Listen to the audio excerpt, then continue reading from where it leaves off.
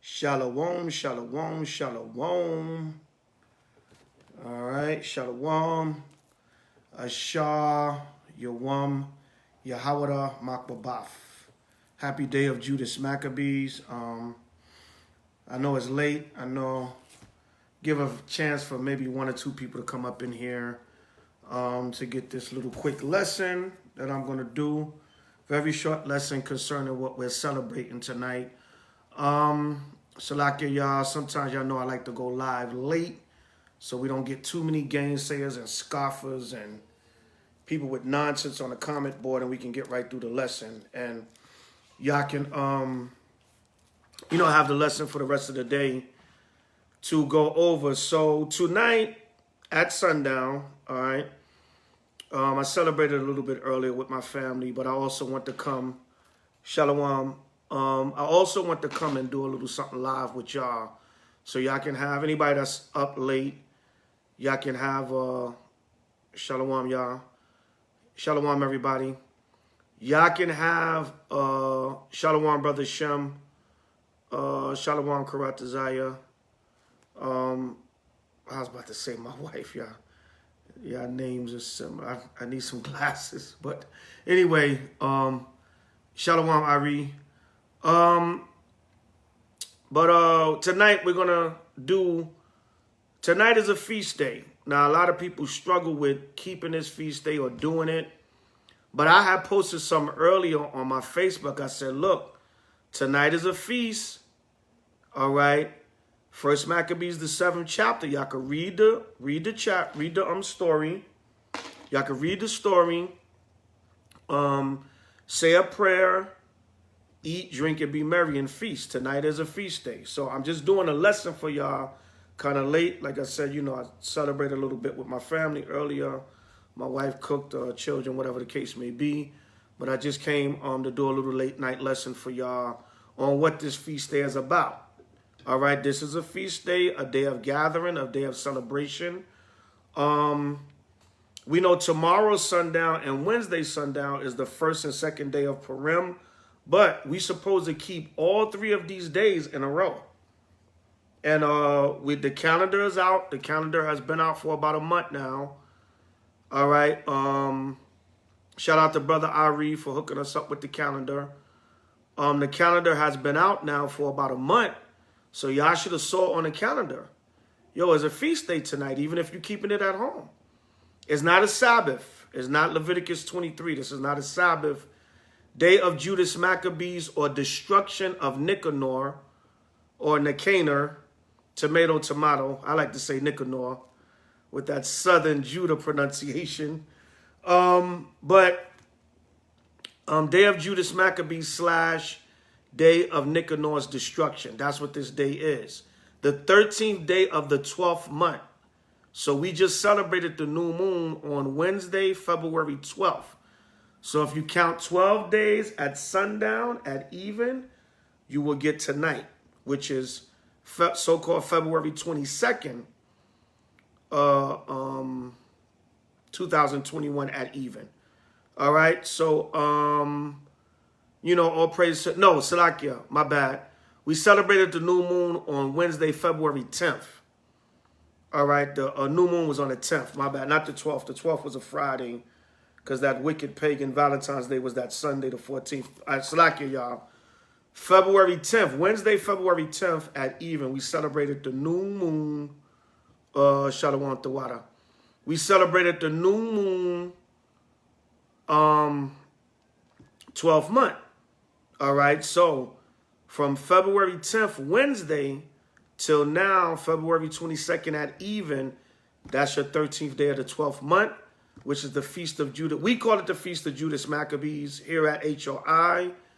We're not adding to the scriptures or the history because most of the history, like when we read about it years ago, before the internet and everything, brothers went into different encyclopedias and stuff, and it always was commemorated as the day of the destruction of Nicanor or day of Nicanor. But we also call it Day of Judas Maccabees, but because it also exalts the great warrior triumphs, which we'll read about a little bit tonight.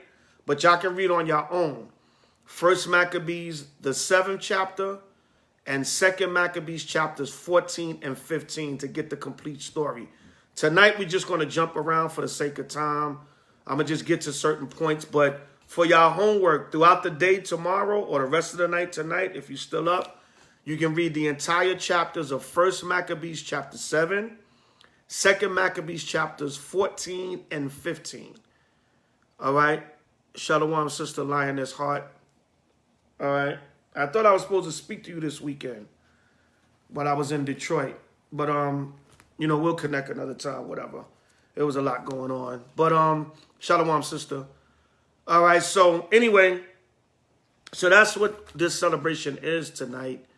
When the sun went down earlier tonight, it's the celebration of the day of Judas Maccabees / the destruction of Nicanor or Nicanor.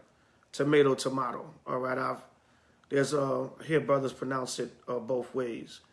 I believe Esau say you pronounce it Nicanor. All right, tomato. But anyway, so that's what it's celebrating. There's a lot going on in the world, a lot of prophecy, a lot of judgment. This word is going out. The brothers was able to edify. Everybody knows the rapper DMX at the camp in Atlanta. Shout out to HOI Atlanta. Shawapar, Chief Ephraim Ayenya. I forgot who else. A couple of brothers brought out some edification to edify the rapper DMX. So not getting starstruck or nothing, but you know, the Most High gonna bring people in His truth from all walks of life. A lot of these celebrities and everything, they know the truth and they hearing the truth. A lot of times they can't fully come in because of career obligations or backlash, but the Most High gonna make whoever need to get this word. Whether it's a rapper, actor, actress, singer, dancer, or the everyday average Joe. All right, and we can't have no respect to persons. We got to treat brother DMX and teach him the scriptures like anybody else. If a poor homeless brother came up, we got to teach him the scriptures and deal with him like a brother like anybody else. So let me read something on that real quick. Let's get, we're going to get into the lesson about Judas and Nicanor. But real quick, we're going to go to Romans chapter 10, verse 1. All right, the book of Romans chapter 10, verse 1. And that's why the scriptures say be apt to teach. It say be instant in season, out of season. You know, on a funny note, sometimes the brothers in Atlanta, they complain about the camp spot in 5 Points, especially Chief Ephraim. Shout out to Chief Ephraim. Chief Ephraim like, yo, elder, there's a bunch of damn demons out there, spirits. I'm not teaching out there in 5 Points. Chief Ephraim always say, yo, I'm looking for another camp spot, elder. There's too many spirits in 5 Points. But you never know who the Most High going to bring up. You never know who the Most High going to have hear the gospel. And no disrespect to my man X, but there's no respect to persons. Just because he's a rapper, we got to go out there for every soul. For every soul. This ain't about being fly or cute or whatever, you know. This is about, we got to go out there for every soul, man. You know, but you never know. You know, a wild-ass spot like 5 Points. 5 Points has been off the chain. My first time I taught in 5 Points, Atlanta, was in 1999, when I was under One West.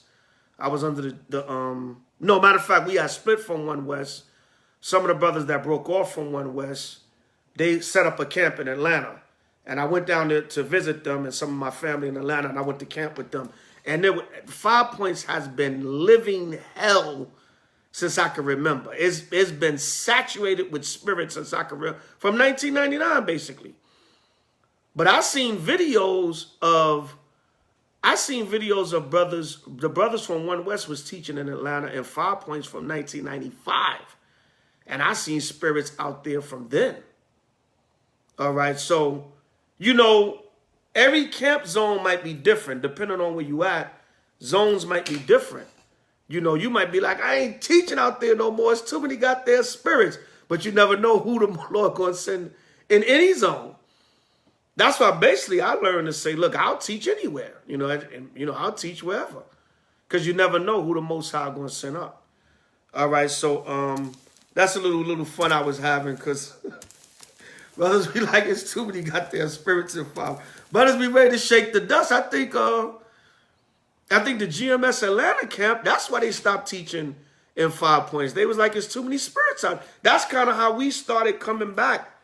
HOI started teaching in 5 points Atlanta because we heard GMS wasn't there anymore. So we didn't want to, like be in the same zone with brothers. So we kind of heard that they left. So we was like, we'll take up the spot.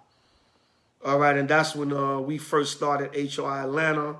Brother Joel was just with us. He was very instrumental in opening the Atlanta camp and teaching in 5 points. Shout out to Brother Joel and Sons of Thunder. We just took the spot over because GMS wasn't coming there no more. We were not trying to build on a foundation before anybody gets simple.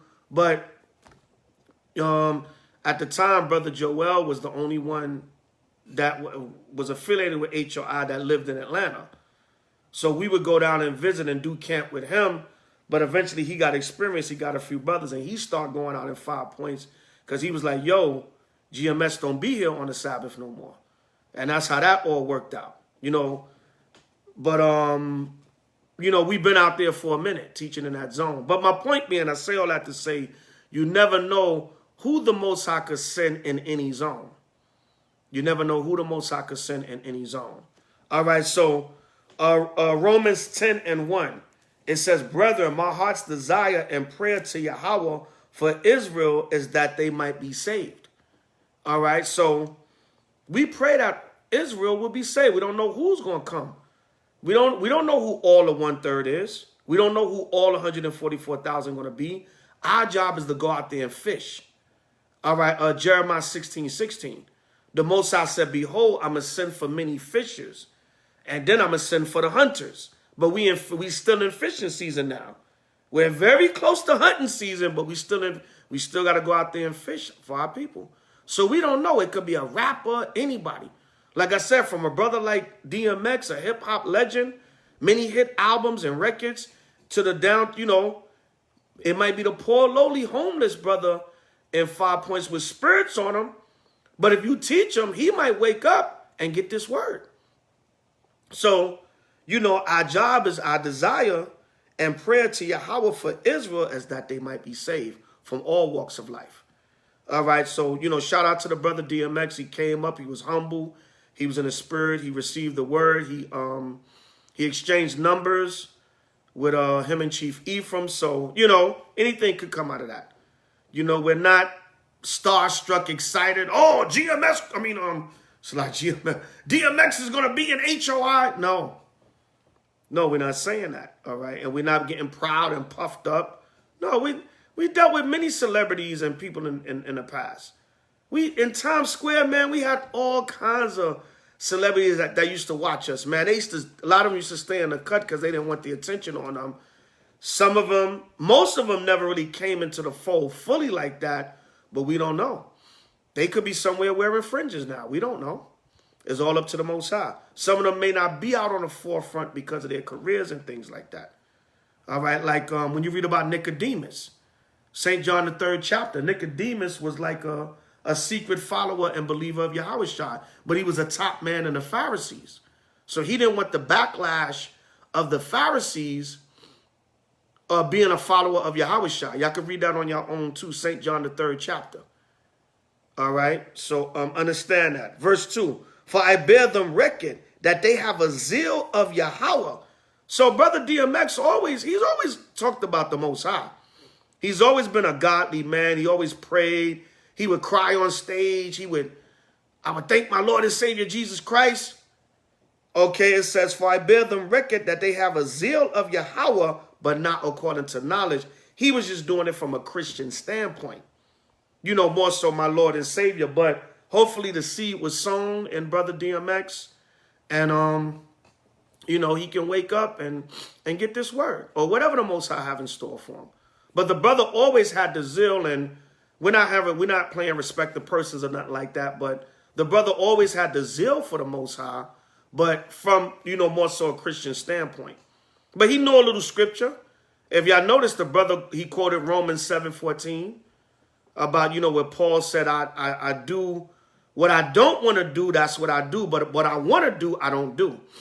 And I would say Brother DMX is a perfect example of that.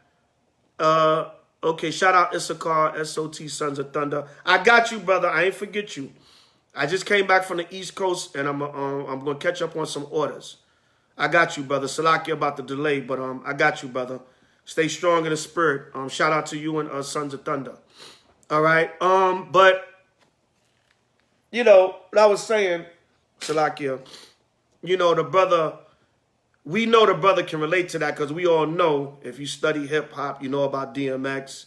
Me being from New York, the brother from Yonkers, I was from Brooklyn, but, we know our rappers in New York. So the brother has had some personal, Salakia, he's had some personal struggles and demons and issues to deal with. Salakia, y'all, all that cold East Coast weather I'm still getting over. Salakia. The water Issachar. But lo and behold, if it be of the Most High, you cannot overthrow it. So if anybody is meant to come into this truth, it's going to be of the Most High. You can't stop it.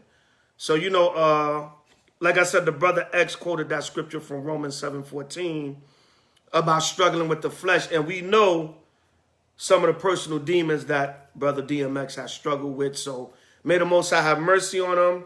Like I said, him and the brother exchanged numbers. So maybe the brother can wake up, whether it's under the body of HOI or wherever the Most High have the brother. It is good to congregate. We know camps are not perfect. There's going to be issues. There's going to be problems in camps. But a lot of times camps help you out and they help keep you in the spirit because you got other brothers and sisters around you to keep you on a righteous path. All right, so that's it. I just wanted to open up with that. All praises, man. That HOI Atlanta was able to edify the brother DMX. All praises. All right, so whatever's going to come out of it is going to be of the Most High. But we're going to rejoice over anybody that wakes up to this truth or even hear this truth. The seed might be sown now. It might be somewhere down the line that the brother wakes up. It's all up to the Most High. All right, so tonight we dealing with, I just wanted to open up with that concerning the brother. Tonight we dealing with the feast of Judas Maccabees. All right. No man can come to me except the Father which has sent me. Yeah, kind. All right. No man can come unto Yahushua unless the Father send him. Proverbs 20 and 24, man's goings are of the Lord. How then can a man understand his own way? So we got work to do, Israel. We don't know who the Most High gonna have us feed out here. And like I said, from celebrity on down to the lowliest brother. Remember, the Most High said he lift up the beggar from the dunghill. And that's another thing. You brothers and sisters, I know you get excited when you see a rapper or you see an actor or things of that nature. Ice Cube had mentioned some stuff a while back about being a lot of celebrities recently. I mean, y'all know. Any of y'all that's been in the truth and paying attention, a lot of these celebrities as of late, they have been mentioning Israel. Look what happened to Nick Cannon. So the word is out. The word is getting out there. The Most High truth going to get out there. So we just give all thanks, praise, honor, and glory to the Most High by Hashem Mashiach Yahushua. All right. So like I said, tonight we're dealing with the day of Judas Maccabees, or the day of the destruction of Nicanor, or Nicanor. All right, tomato. So the primary chapters for this story is 1 Maccabees chapter 7, 2 Maccabees chapters 14 and 15. But I'm going to just jump right to some key points tonight. I'm going to go right to some of the key points. We don't have to read everything. Y'all can read everything on your own. Y'all can look up the history, the dates, what was going on in internal warfare amongst Israel and Esau. Remember, y'all, I always make it a point to mention Whenever I do Hanukkah, Feast of Judas Maccabees, or Feast of Simon Maccabees, I always bring out the point of what's the primary history behind the Maccabee story. The whole entire Maccabee story is based upon internal warfare amongst Israel and internal warfare amongst Esau.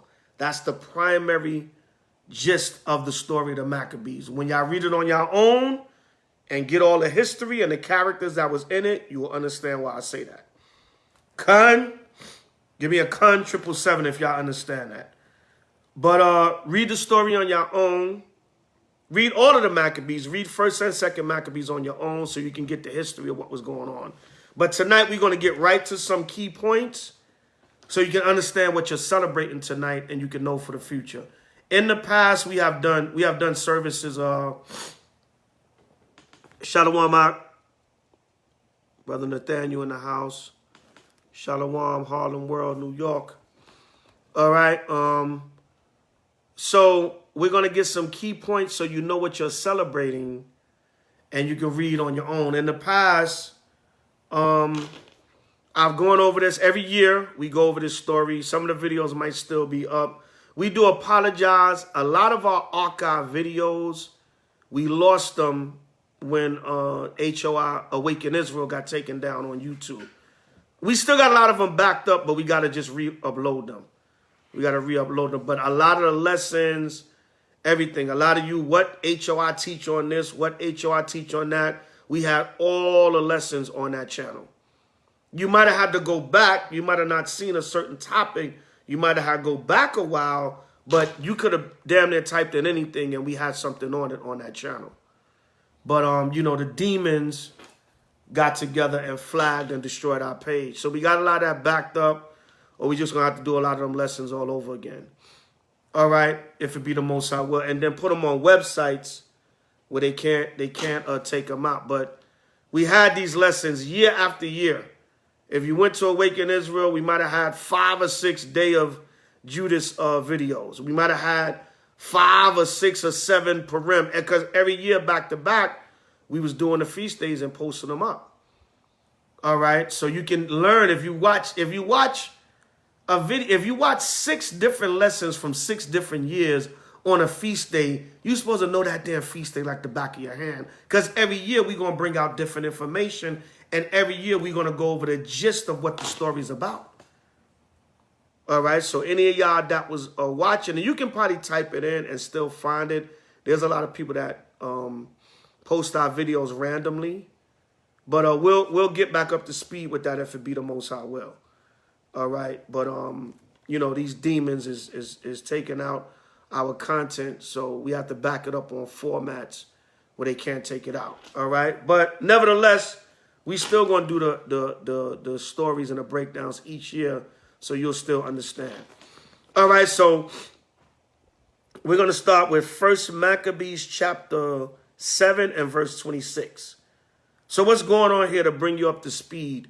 Judas has taken over the Maccabean revolt. All right, his father Matthias has died, and he passed the torch down to Judas to fight against the Greek Inquisition that was coming against Israel, invading the land and doing away with the daily sacrifices. So now Judas is next up after his father dies to fight for Israel and defend them against the Greeks. So now Judas has taken out the Greeks and removed them out of the temple and took back the temple. You go back to 1 Maccabees, the 4th chapter. All right, verses 52 to around 61. That gives you the Hanukkah. So now by this time, when you go to 1 Maccabees chapters 5 and 6, now it's going through the different war campaigns that Judas had, and he's whipping the hell out of the Greeks. So now they send a general of the Greek army that has deadly hatred against Israel. So they talking about Judas like this dude is no joke. He's repelling all of our armies, all of our attacks. We got to send one of our strongest generals with a strong army to take this dude out. Like we always like to mention, got to mention it, like the movie 300. Remember Leonidas and the 300, they kept whooping the Persians behind. So Xerxes said, let me go step to this dude. That's how they put it in a movie. Whether that happened in real life or not, you know, you can read the history. But Xerxes said, let me go step to this dude, Leonidas. This dude done put to flight like 3, 4 of my companies that I sent against him. Let me see what this dude. So he went to him. They had a discourse. And basically Leonidas said, we not backing down. And he said, listen, before this is over, you're going to know that even a god king can bleed. And that was the scene in the end of 300 when he threw the spear at Xerxes and it cut his face. All right. That's, you know, might have just been Hollywood or whatever. But either way, after that discourse, he said, listen, they said, Xerxes has taken the bait. He's sending the best at us. That's when he sent the immortals.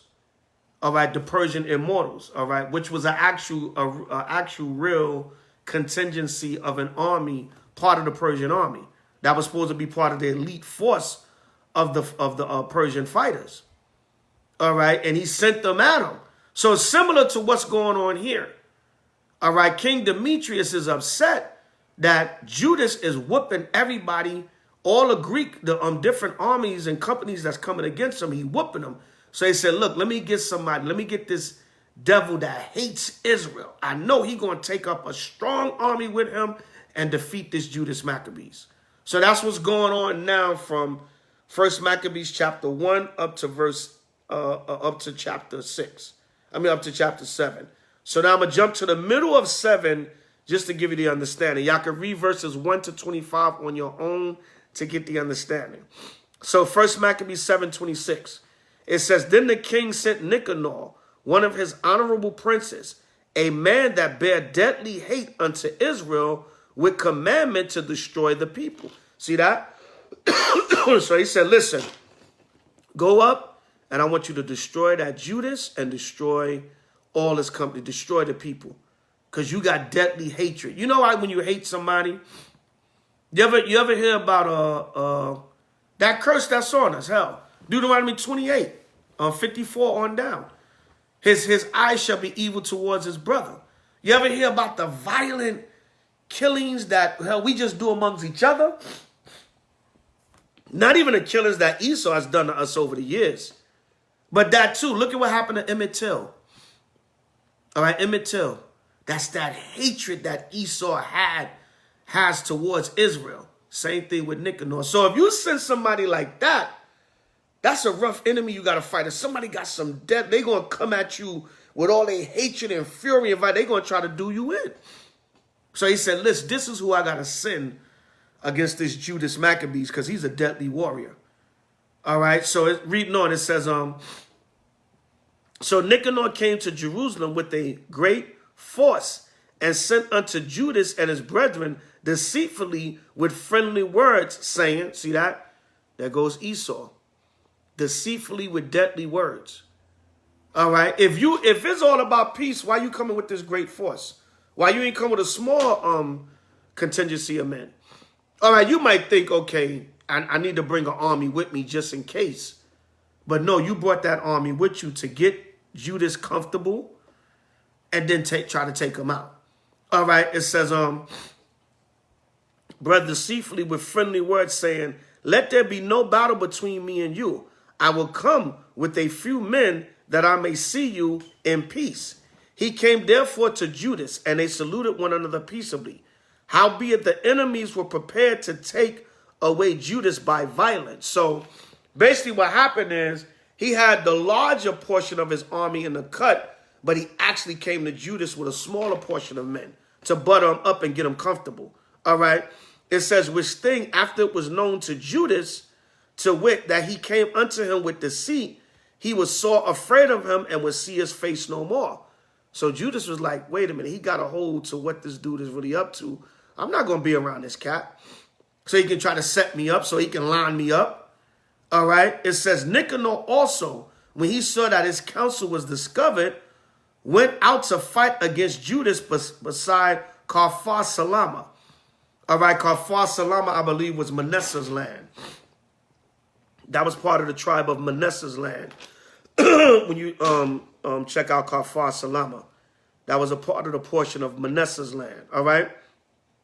It says, where there was slain of Nicanor's side about 5,000 men, and the rest fled into the city of David.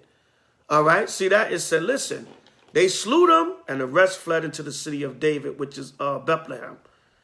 All right, so they fled. They was fighting in Manasseh's land, and then in Kafar Salama, and then they got defeated, and they fled to Bethlehem.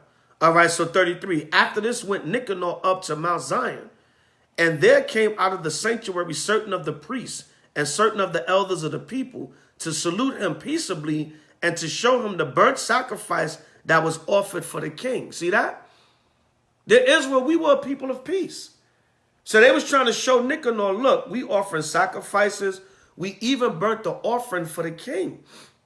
Right? Because what? We burnt the offering, not so much that they were, you might say, well, why would Israel, burn offerings for this devil Edomite king? No, they burnt offerings and sacrifices that there might be peace in the kingdom. See, Israel understood, we want to just serve the Most High, so we want peace in the land. If there's going to be war and destruction, that's because the Most High is bringing it to defeat our enemies.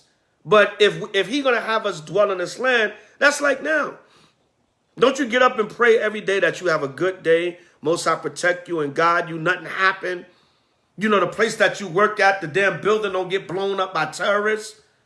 So what? You're in a way, you're praying for the peace of the land so that you may have peace. It's not so much that you praying for your enemies, is that if the Most High is going to bring this day through peacefully, let it be a peaceful day for, the society. If he's going to bring destruction, he's going to bring destruction. All right, so reading on, it says, but he mocked them and laughed at them and abused them shamefully and spoke proudly. See that? He said he mocked them, laughed them, abused them shamefully, and spoke proudly. All right, that's Esau for you. All right, verse 35. And swear in his wrath, saying, unless Judas and his host be now delivered into my hands, if I ever come again, all right, in safety, Shalakia, I will burn up this house. And with that, he went out in a rage. Now, keep that in mind. Keep 1 Maccabees 7 and 35 in mind. Look at this, like Jake say in the street. Look at this big-ish that Nicanor is talking. He's talking big-ish. All right, he's talking that hot-ish. All right, verse 36. Then the priests entered in and stood before the altar and the temple, weeping and saying, Thou, O Yahweh, didst choose this house to be called by thy name, and to be a house of prayer and petition for thy people. So they said, listen, this Edomite, this devil just said, if Judas don't come and surrender to me, I'm going to come and burn down the temple. This is how proud this devil is. Nicanor. All right. It says, be avenged of this man and his hosts, and let them fall by the sword. Remember their blasphemies and suffer them not to continue any longer. So, 1 Maccabees 7:38, y'all can write this down. 1 Maccabees 7:38 goes with Luke 18 and 7. We don't have to get it, but Luke 18 and 7. 1 Maccabees 7:38 with Luke 18 and 7. Because what? Right here, I'm going to start at 37 again. It says, Thou, O Yahweh, didst choose this house to be called by thy name, and to be a house of prayer and petition for thy people. Be avenged of this man and his hosts. All right, so to avenge someone means what? To take vengeance for them. So the Lord said in the book of Luke 18 and 7, the Lord said, Shall not the Most High avenge his own elect, which cry unto him day or night? Nevertheless, he will avenge them speedily. So it's the same thing right here. So basically, 1 Maccabees 7, 37 and 38 to link with Luke 18 and 7. The Most High is our avenger. All right. Verse 39. So Nicanor went out of Jerusalem and pitched his tents in Betharon, where an host out of Syria met him. But Judas pitched in Adasa with 3,000 men, and there he prayed, saying, all right, the brother just put the link in the comments. He said, but Judas, Salakia, 41, O Yahweh, when they that was sent from the king of the Assyrians blasphemed, thine angel went out and smote 180,000 of them. 180,000 is 185,000. Y'all can read that story in 2 Kings, the 19th chapter. All right, 2 Kings, the 19th chapter. What happened is the Assyrians tried to come in and take the kingdom beforehand. They tried to destroy, take down Israel beforehand, and the Most High sent out the death angel and killed 185,000 of the Assyrian army that tried to come up on Jerusalem. All right? So that's how deadly of a power that we serve. So now they praying, they saying, listen, do this wicked Nicanor the same way you did them wicked Assyrians. All right, 185,000. A score is 20, so 4 score would be 80. So 185,000. So y'all write down 1 Maccabees 7:41 with 2 Kings, the 19th chapter. It starts around the latter verse, but just read the whole 19th chapter for homework's sake. All right, so reading on, 1 Maccabees 7:42. Even so, destroy thou this host before us this day, that the rest may know that he has spoken blasphemously, Salakia, against thy sanctuary, and judge thou him according to his wickedness. That's blasphemy. That's blasphemy against the Most High. All right, like the scriptures say. That devil, blasphemy is basically speaking any evil or condemnation against the Most High or his word, or cursing the Most High, or just being totally disrespectful. That's blasphemy. All right, I mean, of course, it goes deeper than that, but on the surface, that's blasphemy. He said that he's going to burn down the house of the Lord. That's blasphemy. That's where the Spirit of the Most High dwelt at. Where the Ark of the Covenant, the mercy seat, where we communed with the Most High. And they something happened in Ethiopia. I'm gonna get into that in a minute. Try not to let me forget that, y'all. Since I mentioned the Ark of the Covenant, I want to speak on something that there was an article that came up I seen on Ethiopia today. But anyway, it says, verse 42, even so destroy thou this host before us this day, that the rest may know that he hath spoken blasphemously against thy sanctuary, and judge thou him according to his wickedness. Says judge Nicanor according to his wickedness. All right. So the 13th day of the month Adar, the host joined battle, but Nicanor's host was discomfited, and he himself was first slain in the battle. See that? The Most High says, since you got a big mouth, you're going to be slain first in the host of the battle. All right. 1 Maccabees 7, 34 and 35. Salakia. Matter of fact, okay. 1 Maccabees 7, 34, 35, and 43. All right. 1 Maccabees 7, 34, 35, and 43 to link with Isaiah 57 and 4. All right. Isaiah 57 and 4. Let me read that real quick. All right. Isaiah 57 and 4. Shalakia. It says, Isaiah 57 and 4. Against whom do ye sport yourselves? Against whom make ye a wide mouth and draw out the tongue?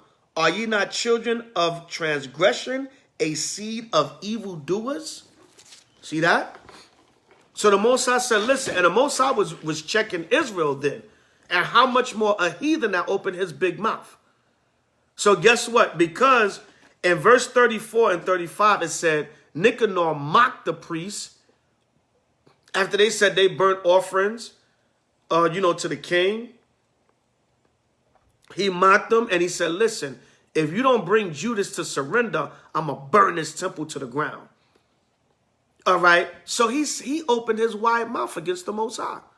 And Isaiah 57:4 said, against whom do you sport yourselves? Against whom make you a wide mouth? Right? Didn't Houdini tell you, you got a big mouth, big mouth? All right. Shout out to Brother Ecstasy. Rest in peace, Brother Ecstasy. All right. No folly though. But, right? You got a big mouth. You opened your mouth against the Most High. And guess what? You got slain. 1 Maccabees 7:43. You was the first one to get killed. Since you opened your mouth against the Most High, talking about you going to burn his temple to the ground. And the Most High said, you know what? Celebrate this day, the 13th month of Adar. Adar meaning 12th month. That's the name for the 12th month. All right, that we gave in Babylon. We gave names to the months after Babylon so we can keep up with the time frame. All right. He said, who you opening your fat mouth against? And the Most High put him to death. All right. So put that in your pipe and smoke it. This Bible don't lie. It links up. 1 Maccabees 7:34, 35, and 43. You go to 34 and 35 to see how Nicanor was mocking and running his damn mouth. Then you go to 43 to show you how the Most High killed him. And he was the first one to die in the battle. Then you go to Isaiah 57:4 because the Most High is asking a rhetorical question. Who you running your mouth to, boy? Don't you know I kill you? You open your fat mouth against me talking about you going to burn my temple to the ground. Then I'm going to make this a day of celebration for my people to eat, drink, and rejoice and feast in celebration of your death, you evil, wicked Edomite demon that had deadly hatred against Israel. All right. What's that scripture the brother put? Proverbs 21:23. Proverbs 21:23. What does that read? Proverbs 21:23. Whoso keepeth his mouth and his tongue keepeth his soul from troubles. Yeah. All right. Keep your mouth and your tongue. You keep your soul from troubles. All right. And obviously Nicanor didn't keep his mouth and his tongue. All right. And what? He got destruction. And the other one I like, Proverbs 13:3. I like this one. Yeah, Proverbs 13:3. Oh, yeah, the brother posted it too. Proverbs 13:3. He that keepeth his mouth keepeth his life, but he that openeth wide his lips shall have destruction. There you go. Can't get around that. The Bible is clear. And that links with Isaiah 57:4 too. All right, because what? It speaks about the wide mouth and the opening of the lips and the tongue. All right, so you can't get around that. Isaiah 57:4 again, against whom do ye sport yourselves? Against whom make ye a wide mouth and draw out the tongue? Are ye not children of transgression, a seed of falsehood? And Nicanor was definitely a child of transgression and falsehood. All right, he was the devil that the Bible speaks of.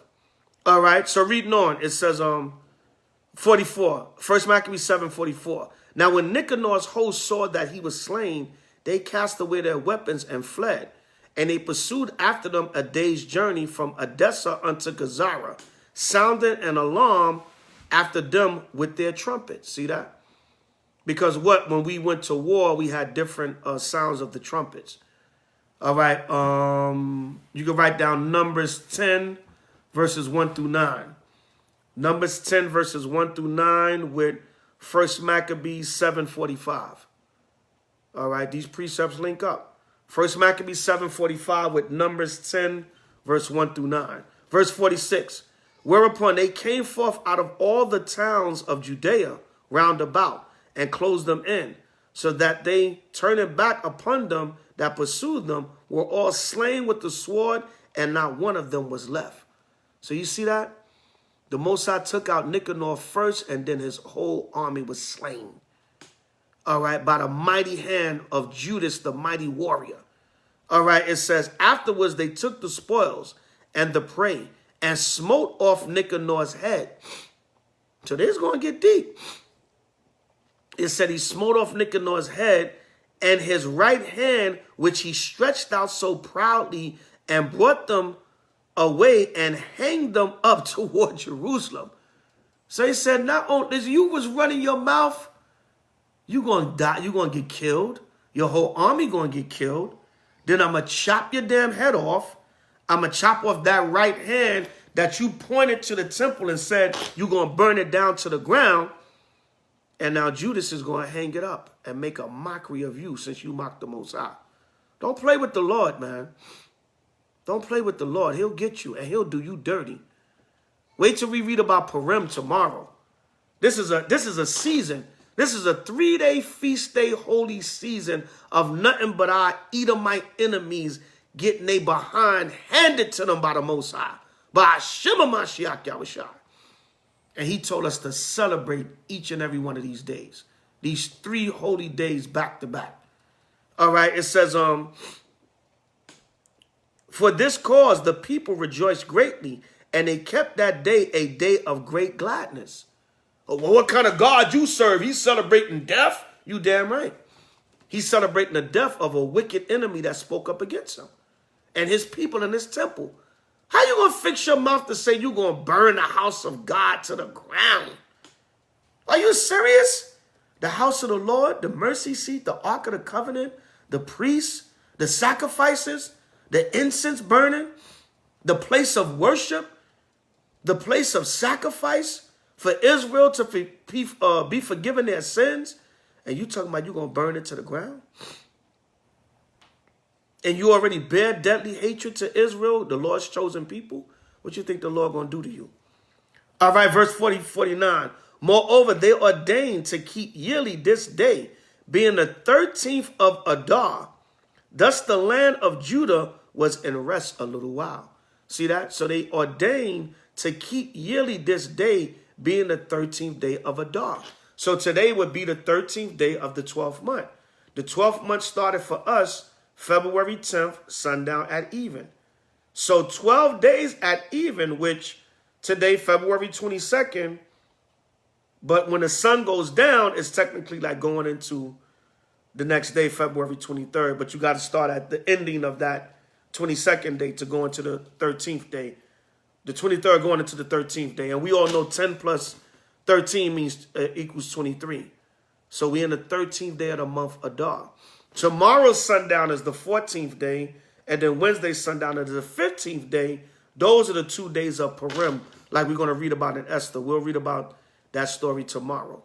So these were 3 days at different time periods of history that the Most High whooped the hell out of Edomite enemies and had us have a feast day and a celebration day out of it. So it's in the scriptures. We're supposed to acknowledge it.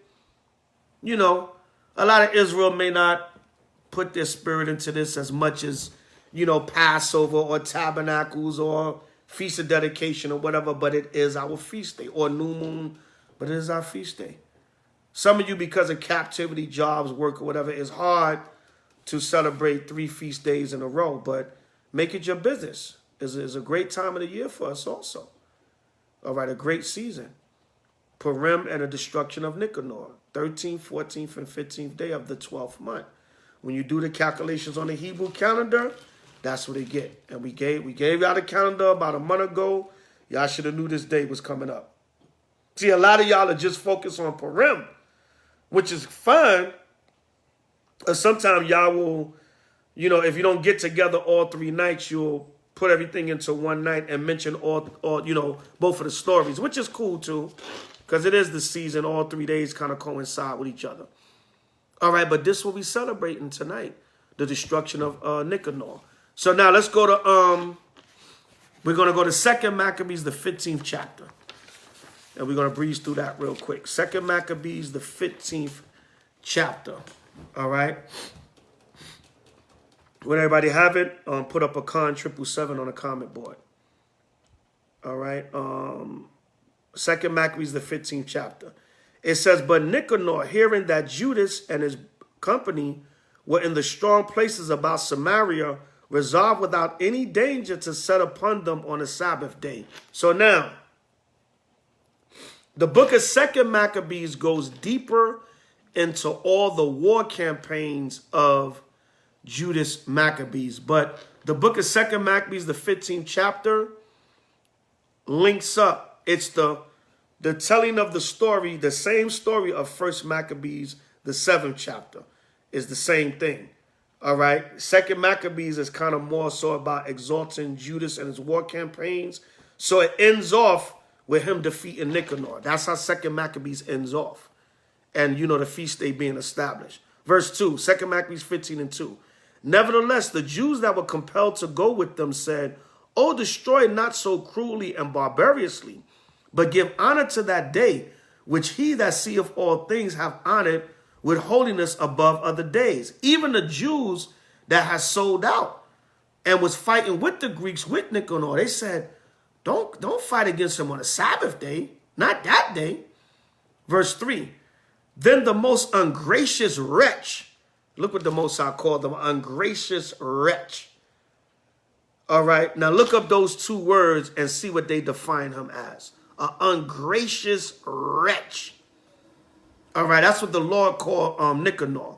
It says, demanded if there were a mighty one in heaven that had commanded the Sabbath day to be kept. So this devil is so proud, this ungracious wretch. He's so proud. He said, is there a day that this one in heaven have ordained to keep holy? All right, to be kept. Verse 4, and when they said, there is in heaven a living Lord and mighty, who commanded the seventh day to be kept. They said, yeah. There's a power in the heaven that demanded for the seventh day to be kept. Then said the other, and I also am mighty upon earth, and I command to take arms and to do the king's business, yet he obtained not to have his wicked will done. So you see this guy, he got proud. He said, I'm mighty on the earth too. I'm mighty. I'm a man of stature. I'm on the earth too. Who is this God in heaven? I'm mighty on earth. All right, verse 6. So Nicanor, in exceeding pride and haughtiness, determined to set up a public monument of his victory over Judas and them that were with him. So now, like I said, 2 Maccabees, the 15th chapter, is going into some of the little bit more intricate details that 1 Maccabees 7 didn't have. All right, and that's not to say the scriptures contradict itself. How come they telling a different story? No. If the New York Times, New York Post, Daily News, and the Wall Street Journal, if they all four wrote a story about an event that happened, are they all going to say the exact same thing? No. Some going to put certain details in, but they all going to tell a story. And everything they say may be true, but they may just put other details of the story in there. Because scoffers have tried to use that over the years. Oh, the Bible contradicts itself. No, it's just telling different accounts of similar stories. All right. Verse 17. But Maccabees had ever sure confidence that the Lord would help him. Wherefore he exhorted his people not to fear the coming of the heathen against them, but to remember the help which in former times they had received from heaven, and now to expect the victory and aid which should come unto them from the Almighty. So Judas was like, I ain't even worried about it, man. The Most High got our back. He going to fight our battles. He going to be with us. All right, verse 9. And so comforting them out of the law and the prophets, and withal putting them in mind of the battles that they won afore, he made them more cheerful. He said, listen, the Most High got us, man. Go back to the law and the prophets and see how he always defended Israel no matter what. So he was giving them encouragement. He was giving them like a pep talk. Verse 10. And when he had stirred up their minds, he gave them their charges, showing them therewithal the falsehood of the heathen and the breach of oaths. Thus he armed every one of them, not so much with defense of shields and spears as with comfortable and good words.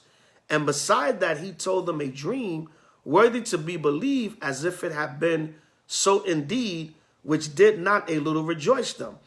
And this was his vision, that Onias, who had been high priest, a virtuous and a good man, reverent in conversation, gentle in condition, and spoken, Salakia, well spoken also, and exercised from a child in all points of virtue, holding up his hands, prayed for the whole body of the Jews. This was Onias the third.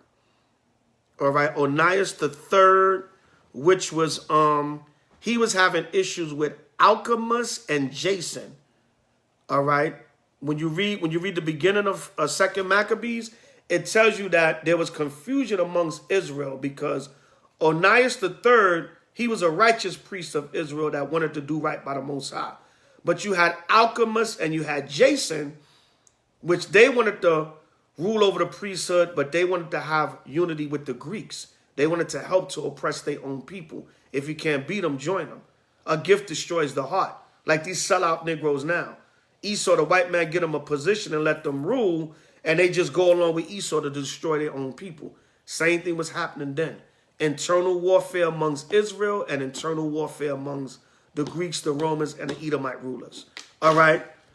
So, verse 13, this done in like manner, there appeared a man with gray hairs and exceeding glorious, who was of a wonderful and excellent majesty. Then Onias answered, saying, this is a lover of the brethren, who prayed much for the people and for the holy city, to wit, Jeremiah, the prophet of Yahweh. So, what happened is, Onias had a dream about Jeremiah. And he told a dream to Judas and Israel and the Maccabees and the people. All right, he's describing a dream that he had about Jeremiah. All right, it says, this is a lover of the brethren who prayed much for the people and for the holy city, to wit, Jeremiah, the prophet of Yahweh.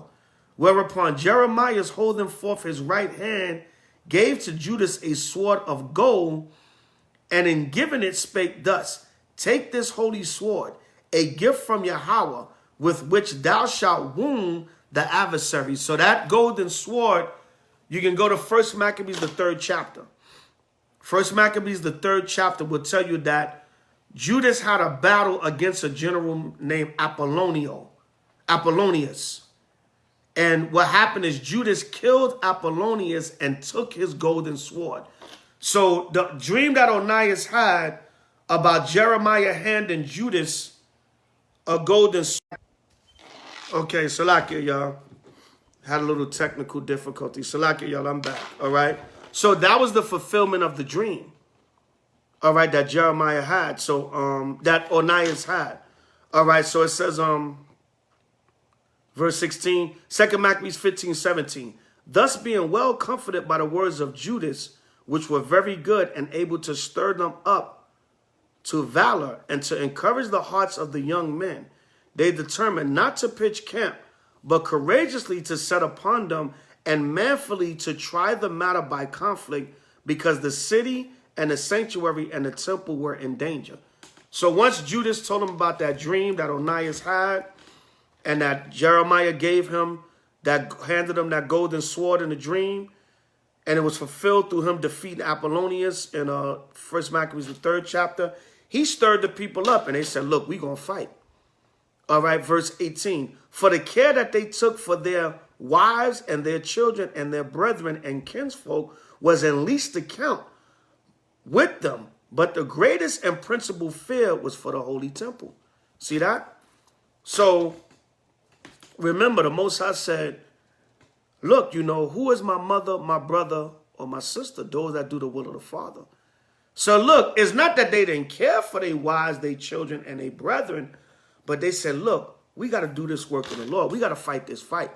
We have no wives, children, and brethren if we don't defend our nation, because they're going to come and slaughter us and take our women and children in captivity. All right, so that goes with what Yahweh Shah said, man. Who is my mother, my brother, or my sister? Those that do the will of the Father. All right, but I'm reading on, verse 19. And they that were in the city took not the least care, being troubled for the conflict abroad. They said, listen, man, we got to defend our nation. All right, y'all got to stay back, and we got to fight. Because if we don't fight and defeat them, there's no y'all. All right, so basically, they had to have that strong encouragement through that dream that Onias had about Jeremiah to get, Judas had to use that to encourage them to fight. All right, and speaking of Jeremiah, I wanted to mention that earlier. They came out with a report today. This happened a while ago. They said it happened in November of 2020. But they said they got the final death toll today at that church in Axum, Ethiopia, where they claim they have the Ark of the Covenant. They got a wooden box. All right, a little wooden box talking about the Ark of the Covenant is in there. All right, but they had a massacre back in November, was 800 people. They got the final death toll today. They said 800 people was killed in that massacre. And they were all going to this church. This church in, I think it's Axum, Ethiopia, where they claim the Ark of the Covenant is at, and the Lord had 800 of them damn Hamites slain. All right, let's go to 2 Maccabees, the 2nd chapter. See, you lie and you blaspheme and you talk about the Ark of the Lord's Covenant is here in Ethiopia. And what happened? The Lord allowed civil war, and 800 of you Ethiopians get slain. You goddamn Babylonians, you Cushites, you Hamites, you non-Israelites, claiming to have the Lord's Ark of the Covenant. Well, if you got the Ark of the Covenant, how come 800 of you being slain? You know what that reminds me of? The Philistines. Remember the Philistines? They tried to get the Ark, and the Lord cursed the hell out of them. When you read 1 Samuel, I think it's the 4th chapter. All right. Remember the Ethiopians tried to take the Ark? I mean, the Philistines tried to take the Ark. See that? When the Hamites try to take the Ark in 1 Samuel, and then these Hamites claim to have the Ark in Ethiopia, and the Lord killed 800 of them. Go back to 1 Samuel and see what happened to the damn Canaanites. I mean, the Philistines when they tried to take the Ark.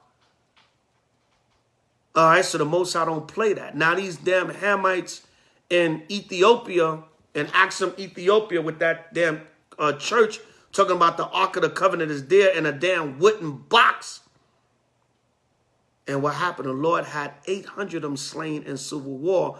And when you read the article, I think it was on the Independent, it said that's not the final death toll. That's just what they was able to estimate from the bodies in the ruins. They said it was more people slain throughout the villages. So, what happened? When you took the Ark of the Covenant as the Philistines, you got jacked up. Now you claim to have the Ark of the Covenant as the damn Ethiopians, and you got jacked up. All right, but let's see what the Most High told Jeremiah again. 2 Maccabees 2:1. It is also found in the records that Jeremiah the prophet commanded them that were carried away to take of the fire as it had been signified. And how that the prophet, having given them the law, charged them not to forget the commandments of the Lord, and that they should not err in their minds when they see images of silver and gold and their ornaments. Once again, when did Jeremiah do that? When you read Baruch, the 6th chapter. Right? He told Israel what? You're going to go to captivity under these Hamites in Babylon, these same Cushite, Ethiopian, Babylonians, all right? Eritreans, whatever you want to call yourselves, you all sons of Ham and Cush. He said, listen, when you go to Babylon, you're going to see these idols of silver and gold, but don't worship them. Worship the Most High, your power. All right? Them Hamites again. Verse 3, and with other such speeches exhorted he them that the Lord should not depart from their hearts. It was also contained in the same writing that the prophet, being warned of Yahweh, commanded the tabernacle and the ark to go with him as he went forth unto the mountain where Moses climbed up and saw the heritage of the Most High, Mount Sinai. Shalom, Gadget. HOR Buffalo in the building. Mount Sinai. Not no Ethiopia, not no Axum, Ethiopia. He said, look, verse 5 again. And when Jeremiah came thither, he found an hollow cave wherein he laid the tabernacle and the ark and the altar of incense, and so stopped the door. And some of those that followed him came to mark the way, but they could not find it, which when Jeremiah perceived, he blamed them, saying, as for that place, it shall be unknown until the time that Yahweh gather his people again together and receive them unto mercy. We not getting the Ark of the Covenant back until we get the kingdom. So you Hamites in Ethiopia, you don't have the Ark of the damn Covenant. That's why 800 of you died in civil war. Because the Most High ain't dealing with y'all. I just wanted to mention that because that article, somebody sent me that article today about Ethiopia. They tallied up the death toll. They said there's about 800 people died in those civil wars back in November 2020. At the place, these were supposed to be Christians at this Ethiopian church in Axum, Ethiopia, where they claim to have the Ark of the Covenant. Every time you Hamites get the Ark of the Covenant as the Philistines lie and say you got the Ark of the Covenant, what happened? The Most High jack you up. All right? When we went into Babylon, Ethiopian Cushites, when we went into Babylon, what happened? Jeremiah said, don't worship their ornaments of silver and gold. They got all kinds of different gods. Don't worship them. But 2 Maccabees 2, 1 through 7 tells you the Ark of the Covenant is hidden in Mount Sinai until the Most High deliver Israel out of captivity. So you're lying like hell saying you got the Ark of the Covenant in some wooden box in Ethiopia. That's a lie. All right, back to 2 Maccabees 15 and 20. And now, when as all looked what should be the trial, and the enemies were already come near, and the army was set in array, and the beasts conveniently placed, and the horsemen set in wings, Maccabees, seeing the coming of the multitude, and the divers preparations of armor, and the fierceness of the beasts, stretched out his hands toward heaven, and called upon the Lord that worketh wonders, knowing that victory cometh not by arms, but even as it seemeth good to him, he giveth it to such as are worthy. So basically what? He said, listen, the victory is not always with the power of the army and the host, it's with whoever the hell the Most High going to allow to win. That's basically what it's saying. All right, so once again it says, therefore, in his prayer he said after this manner, O Yahweh, thou didst send thine angel in the time of Ezekiel's king Hezekiah. Ezekiel's king of Judea, said Ezekiel's here, but it's Hezekiah, king of Judea, and didst slay in the host of Sennacherib in the 180, in the host of Sennacherib and 185,000, meaning 185,000 of the Assyrian army under Sennacherib that tried to invade Jerusalem when it wasn't their time. They got slaughtered by the angel of the Lord. So Judas said, Lord, if you can do that, you can take out this fierce army that's before us now. All right, that's in 2 Kings, the 19th chapter again. Y'all can read that story in 2 Kings, the 19th chapter. Because it wasn't time for the Assyrians to invade the southern kingdom. It was for the southern kingdom was to fall under Babylon. All right, the southern kingdom was to fall under Babylon. Then the northern kingdom fell under the Assyrians, but the southern kingdom was going to fall under Babylon, under the Babylonians. All right, that's what I meant. Salakia. All right, it says 23. Wherefore now also, O Lord of heaven, send a good angel before us for a fear and dread unto them. Meaning a good angel for Israel. There was going to be a bad angel for Nicanor and his army, but it was going to be a good war angel, all right, for Israel. All right, it says, and through the might of thine arm, let those be stricken with terror that come against thy holy people to blaspheme, and he in the dust. Because when you read in 2 Maccabees 15, 1 through 6, Nicanor was talking crap about the Sabbath and whether the Most High set up a Sabbath or not. Who the hell are you, devil? All right, it says, and through the midst of thine, I read that, verse 25. 2 Maccabees 15:25. Then Nicanor And they that were with him came forward with trumpets and songs. But Judas and his company encountered the enemies with invocation and prayer, meaning they was pleading to the Most High and they was making prayer. All right, 27. So that fighting with their hands and praying unto Yahweh with their hearts, they slew no less than 30 and 5,000 men. For through the appearance of Yahweh, they were greatly cheered. So through the power of the Most High, they killed 35,000 of their enemies. All right, because Judas had just prayed, Lord, you killed 185,000 with one angel of the Assyrians. Use us to kill multitudes of this wicked army also. So if the Most High is with you, he going to be with you. If he not, he not. Verse 18. Now when the battle was done, returning again with joy, they knew that Nicanor lay dead in his harness. Then they made a great shout and a noise, praising the Almighty in their own language. Kwam Yashala. Hallelujah. Ancient Paleo-Hebrew.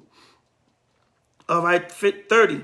And Judas, who was ever the chief defender of the citizens, both in body and mind, and who continued his love toward his countrymen all his life, commanded to strike off Nicanor's head and his hand with his shoulder and bring them to Jerusalem. Because remember, Nicanor, he stretched out his hands toward the temple and said he going to burn it down. That's why Judas cut off his hand. Because he talked crap and he pointed at the temple with his right hand and said he going to burn it down. So he chopped off his hand and his head.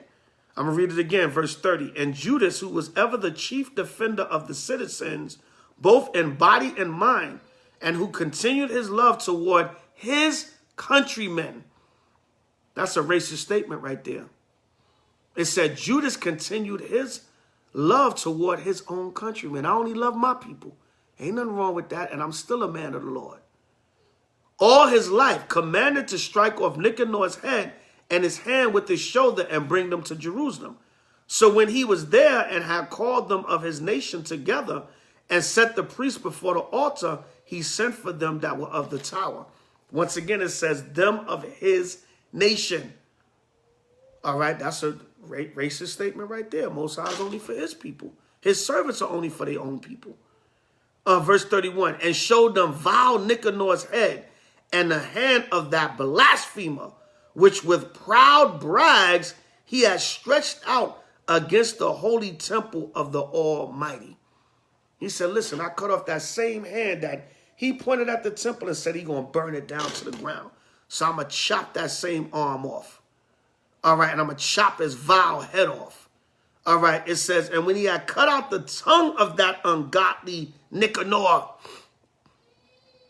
Remember we read earlier, against whom do you sport yourself? Open a wide mouth, draw out the tongue. All right, it said he cut out the tongue of Nicanor.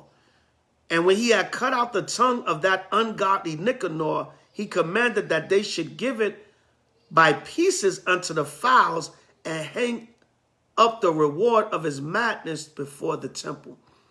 Said, take his tongue in pieces and feed it to the fowls. All right, 34. So every man prays toward the heaven, the glorious Lord, saying, blessed be he that have kept his own place undefiled. He hang also Nicanor's head upon the tower, an evident and manifest sign unto all the help of Yahweh by Hashem Mashiach Yahushai. So it went from Nicanor saying, look, pointing at the temple, I'm going to burn this temple down. I'm going to destroy it.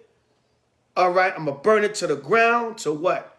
His arm being chopped off, his head being chopped off, and hung up towards, on the tower, towards the temple that he claimed he was going to burn down, and pointed to with his hand. The Most High mocked him and told us to make it a day of eating, drinking, celebrating, and feasting to the Most High.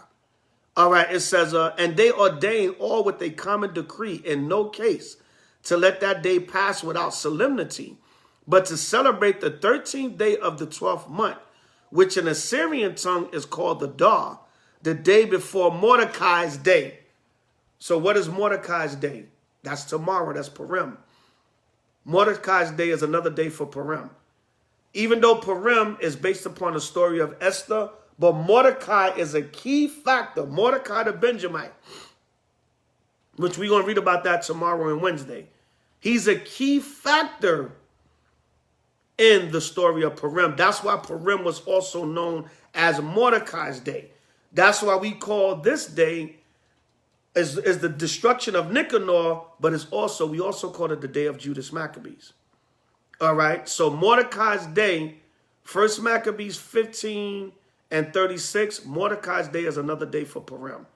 That's why I said the day before, because tonight is Feast of Judas Maccabees. Tomorrow is the first day of Purim, and then Wednesday is the second day of Purim. But Purim is also known as Mordecai's Day.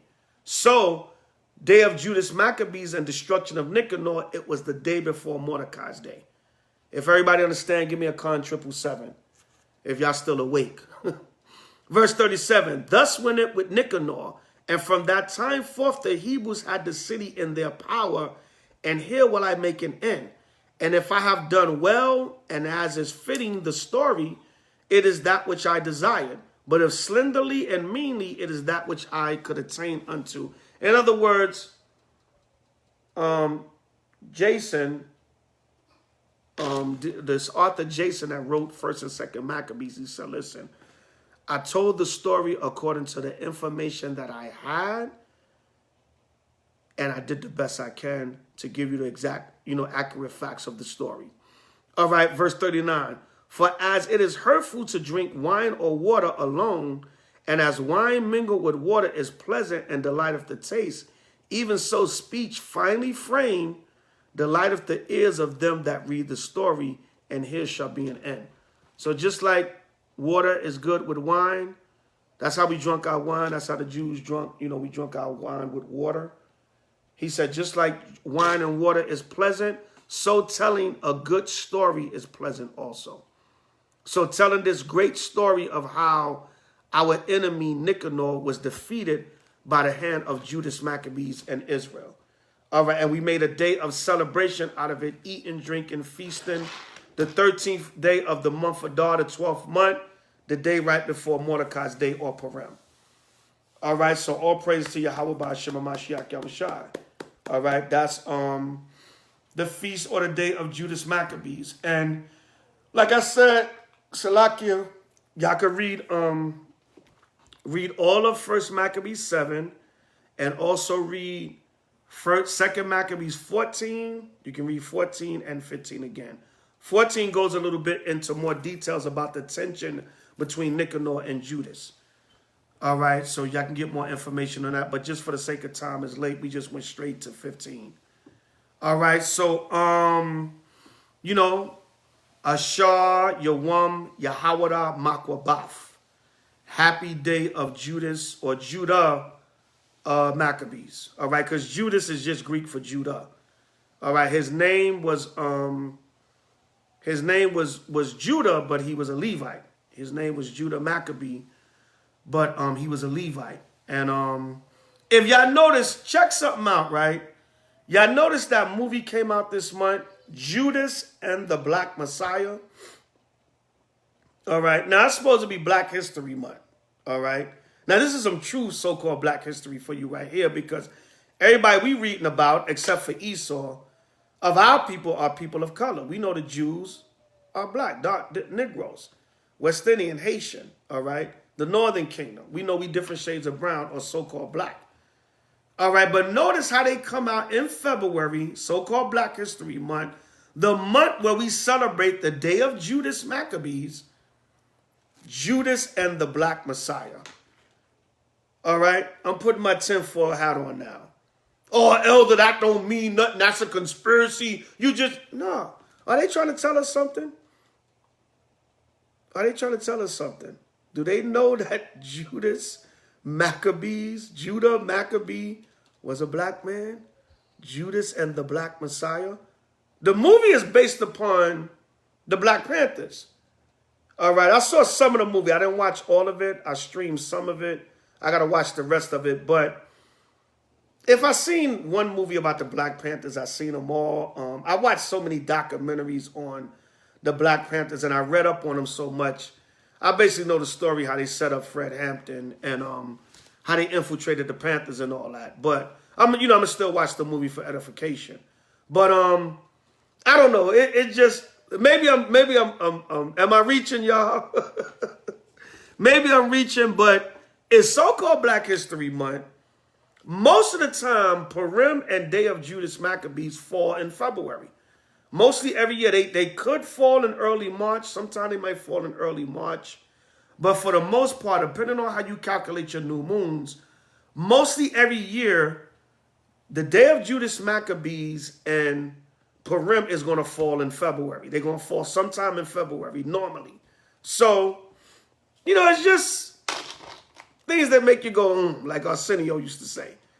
Judas and the Black Messiah. That's what you name a movie. Now, we know the whole Judas term is based upon a turncoat. So basically, the title of the movie is also based upon J. Edgar Hoover's COINTELPRO program, where J. Edgar Hoover did brief the FBI, and he said, we have to stop the rise of any Black Messiah. So, what did they do? They sent a Judas, or many Judases, into the Black Panther Party to infiltrate it and to set up Fred Hampton. And y'all know the story. The Chicago police killed the brother, turned his damn house into Swiss cheese. All right, the CIA, the CIA, along with the FBI and the Chicago police, they set up the murder of brother Fred Hampton.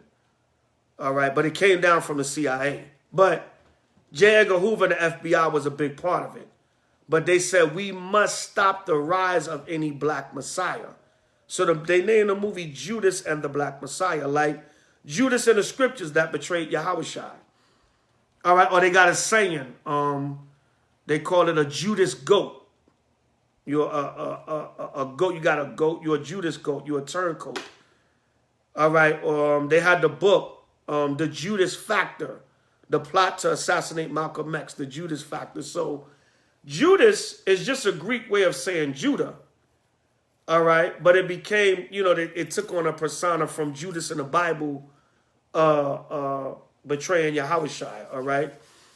And, that whole story. When Yahushua was crucified, Judas went and hung himself. He threw down the 30 pieces of silver and hung himself. All right, but that goes into a little deeper understanding of why Judas really betrayed Yahushua. I'll tell y'all about that in a little while, and then I give y'all about 3 years to go and meditate on it. But anyway, in due time, y'all ain't ready for certain things. Come on, elder man, we want to learn now. No, just keep learning how to conduct yourself. You'll get the deep stuff. But anyway, when you check it out, to me, that brother guy just said they definitely did it on purpose. Yeah, it's just too coincidental. You name that movie in the month that we celebrate Judas Maccabees. We celebrate the Purim, Judas and the Black Messiah. All right. Are you letting us know the Black Messiah? The Messiah is really black? All right. They definitely did it. And they put it out in Black History Month. But here's the true Black history. That's why I love February, man. Every year, most I will, because we always could deal with Purim and Nicanor. And we know the Israelites were people of color. We know the people we reading about. Judas, the Maccabees, his brothers, they were Levites. They would be so-called Haitians today. All right. They had that big protest in Haiti the other day. Looked like about a damn million people out there protesting in Haiti. All right. They sick of them conditions over there. But today, the Levites, they would be so-called Haitians today. The Judas and his brothers, people of color. Right. Mordecai and Esther, who we're going to read about tomorrow, they were Benjamites, so-called West Indians. They're people of color. All right. Yahushua, Judas and the Black Messiah. He was a black man. They telling you. I bet it's so many goddamn subliminal messages in just the title of that movie. They letting you know the Messiah was black. Yahushua HaMashiach, if he was on the earth today, he would be a so-called Negro, a so-called African-American, a so-called Black American, so-called Afro-American. And notice, The Judas movie was about the Black Panthers, which was the rise. All right, remember the Lord said Judah would be like a lion's whelp. That's that era. That's the fulfillment of that prophecy. So like I said, it's probably so many subliminal messages just in the title of the video itself. Because remember in Genesis 49, it said Judas would be like a lion. It said Judah, I'm saying Judas. Judah would be like a lion's whelp. Meaning he would be like a young lion ready to tear up the prey. That's how the Panthers and these different movements were. They were training. They was like, the hell with that, ready to go at this devil's neck. But the Lord said then he was going to be like an old lion who shall rouse him up. After they destroyed the Panthers and these different movements, what did they do? All the remaining Panthers, they gave them good jobs. They pacified them. They made them professors in colleges, gave them government jobs. Said, calm down, Negro. We're going to give you a little something so you can calm down. That's what the Lord said, who shall rouse them up? After our people became complacent and a gift destroyed the heart, the Most High asked a rhetorical question, who going to rouse them up? Only I can do it because they have become complacent and lazy. And, we know that's a stereotype, but it is true to a certain degree. Our people have become lazy with their revolution. All right? That don't mean you won't get up and go work for Esau. That don't mean you won't do this and that, but you're lazy with your revolution. All right? So, that was just a little tidbit that I noticed in this so-called Black History Month, but here's the true Black history, concerning that. But nevertheless, we gotta serve the Lord. All right, the Panthers, these different movements, that wasn't the way. So basically, the movie is based upon, the infiltration of the Panthers by a brother that was an agent reporting back to the FBI. All right, so real quick, y'all, before we close out, y'all can write this down as a pre-topic. No, not a subtopic, as a subtopic. And this subtopic is going to be the fame of Judas Maccabees. The fame of Judas Maccabees. I just want to get a couple of scriptures on that. Let's go to 1 Maccabees 9 and 19. We're going to go to 1 Maccabees 9 and 19. The fame of Judas Maccabees. Because, I like to call this feast day. It was me, actually, in HOI years ago that started calling this feast day the day of Judas Maccabees. Brothers was calling it the destruction of Nicanor, which is true. But I said, look, man, I want to exalt our brother on this day, all right? So 1 Maccabees 9:19, it says, then Jonathan and Simon took Judas, their brother, and buried him in the sepulchre of his fathers in Modin. So 1 Maccabees 9 is where you read about the death of Judas. Y'all can read that on your own. That's your homework, okay? All right, starting from Salakia. All right. Starting from verse 14, it tells you how Judas was killed. All right, basically 18, it said, Judas also was killed and the remnant fled. But but you can start from the beginning. But verse 14 on down tells you Judas, he just died in one of his final battle that he died in. All right, y'all can read verses 1 through 18 on your own. But verse 19, then Jonathan and Simon took Judas their brother and buried him in the sepulchre of his fathers in Modin, which that gravesite was found in 1995. The archaeologists and they did excavations and all that, and they found the graves of the Maccabees back in 1995. All right. Verse 20, moreover, they bewailed him, and all Israel made great lamentation for him and mourned many days, saying, how is the valiant man fallen that delivered Israel? They couldn't believe it. Damn, Judas is gone. He was our mighty king and warrior. Verse 22, as for the other things concerning Judas and his ways and the noble acts which he did and his greatness, they are not written, for they were many. See that? So it said, Judas's fame, Salakia. Judas, you know, he had a lot of works and acts that he did. He said there's so many that they were not written. All right, so Judas was he was a famous warrior throughout history. Let's go to we're gonna go to Sirach, Ecclesiasticus 44:1. All right, the fame of Judas Maccabees. The fame of Judas Maccabees. We're gonna go to Sirach, Ecclesiasticus 44:1. All right, Sirach 44:1. We're gonna read verses 1 through 4. All right, and it reads thus and so. It says, let us now praise famous men and our fathers that begot us. The Lord hath wrought great glory by them through his great power from the beginning, such as did bear rule in their kingdoms, men renowned for their power, giving counsel by their understanding and declaring prophecies. It says, what men renowned for their power? Because Judas was a powerful man. All right, he was a powerful warrior. That's what he was famous for. All right, not power to the people, like the Black Panthers. Right, no mockery to our brothers. And some of them were sincere. They was trying to fight for our people. But the true power of Yahweh Ba'ashem Mashiach Yahushua. Once again, verse 3, it says, such as did bear rule in their kingdoms. Judas was a ruler in his kingdom, in his time. Men renowned for their power, giving counsel by their understanding and declaring prophecies. Leaders of the people by their counsels and by their knowledge of learning meet for the people, wise and eloquent in their instructions.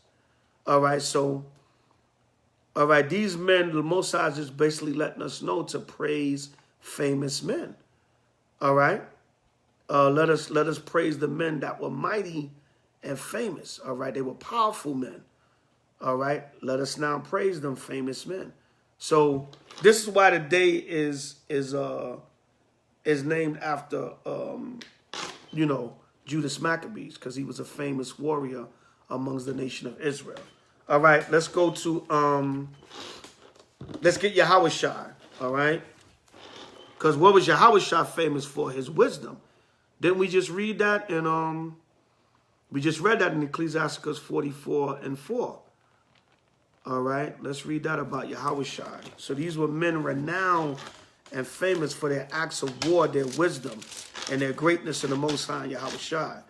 This is Matthew 4:23. And Yahushua went about all Galilee, teaching in their synagogues and preaching the gospel of the kingdom and healing all manner of sickness and all manner of disease among the people. And his fame, see that? It says Yahushua. His fame went throughout all Syria, and they brought unto him all sick people that were taken with divers diseases and torments, and those which were possessed with devils, and those which were lunatic, and those that had the palsy, and he healed them. So Yahushua was known for his wisdom, knowledge, understanding, his healing power. And there followed him great multitudes of people from Galilee and from Decapolis and from Jerusalem and from Judea and from beyond Jordan. So Yahushua was also famous for his wisdom, his healing power, and his general love amongst the people. All right, so men were famous for their works and acts in the Most High. All right, not because they put a damn diamond in the middle of their damn forehead. All right. Like, who's that rapper? Somebody put his name in there. Who's that rapper that put the damn diamond? So-called $24 million diamond. I don't think it's 24 million, but if it is 24 million, that means he done bent over and did something for a damn billionaire. You done spent $24 million on a damn diamond to put in your forehead. Men were not famous for that. You're bugged out of your mind for doing that. Men was famous because they served the Most High Yahushua. All right, so from there, let's go to Zephaniah 3:19-20, because the Most High, he's going to make Israel famous. All right, I know Maybe I should have just called the fame of Israel, because I'm just using different examples, but it's going along with the fame of Judas Maccabees. All right. Zephaniah 3. Yeah, Uzi Vert. Whatever the hell his name. Uzi Vert. This nigga go put a damn diamond in his forehead.